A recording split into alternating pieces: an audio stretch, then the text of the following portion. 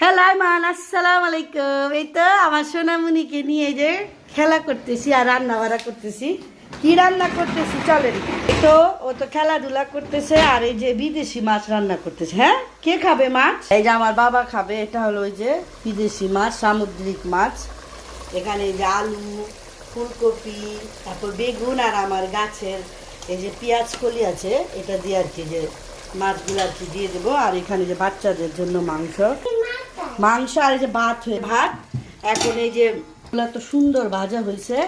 এখন এই যে এই তরকারিতে দিয়ে দেবো, দেখাইতেছে।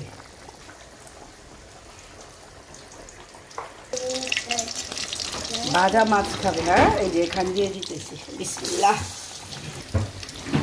মাছের মাথাটা কে খাবে আমার বাবা? হ্যাঁ, এই তিন পিসি দিব আর এই 2 টুকরা আর কি আনাসের জন্য ভাজা রাখবো। ওকে, বাই বাই।